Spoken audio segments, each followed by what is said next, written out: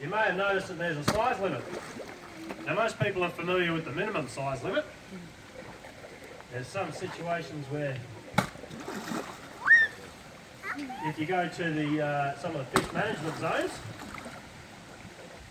they'll actually have a maximum size limit too, like, which is 90 centimetres, because 90 centimetres means it's probably turned female by then, and a female barramundi can have upwards of 32 million eggs on board. Now not all of those 32 million eggs are going to survive into a grown-up fish one day, but enough of them will to keep the population sustained, as long as we leave those nice big breeding females out there.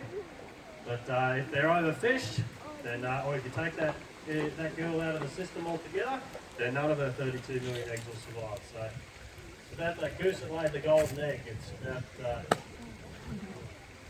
sustainability. So if you catch anything smaller than 55 centimetres, hold it out really close to the camera so it looks massive, and then gently release. Catch anything over 90 centimetres, again get the photo, but gently release. Anything between 55 and 90 centimetres, that's your current unknown zone. That's when you have a fish fatigue. Now, like I said, this doesn't put my fingers in danger here. I'll get one more big hoof here. Does rule out skinny dipping as an option. Well, there we go. But on the topic of gently releasing your fish, now you may have done this in the past down south by cradling the fish lovey-dovey into the water, very nice. Up here, don't do that along the top end of Australia, because we've got saltwater crocodiles and you might have been chasing that fish you were reeling in. And they'd be perfectly happy to go for the main course if you're dipping your arms in the water. So release them with a net, and that's the same as when you're reeling them in too. Just it can get very exciting, but it's also very exciting for the crocodile in there. So don't inject yourself into the wrong end of the food chain by leaning over your boat. Take a nice big net with you. Alright, so the barramundi have been really good today. They usually are when we've got a big crowd. We did notice they really went off their food when there was hardly any people and we had to shut down for a bit.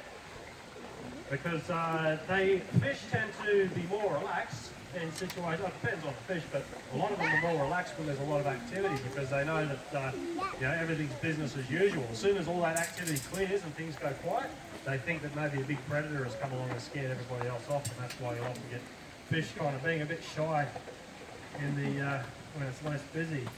But hopefully, oh, there we go. In case you're wondering why they call them archer fish, they're going to demonstrate that real quick.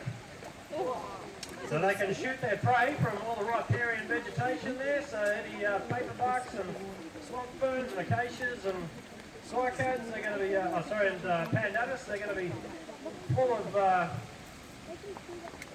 insects and spiders, all fair game for these fish. Now archer fish, they have a groove down the centre of their palate, and so they push their tongue up against the roof of their mouth, and that squirts a stream of water out. Oh, here we've got a big Saratoga just there. Oh, turned around, got him.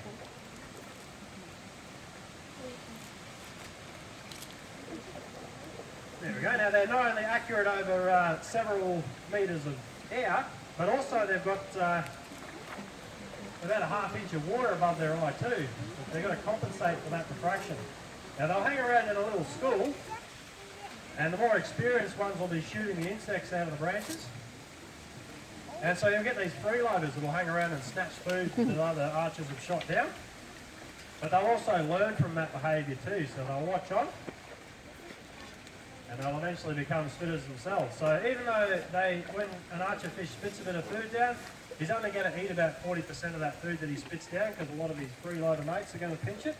But still 40% chance of feeding is better than nothing. They've got a lot of time on their hands, so spitting is still worthwhile for them. There we go. I try to make it fair and chuck it directly to the one that spat, just to keep them really good at it. The others will all get a feed eventually.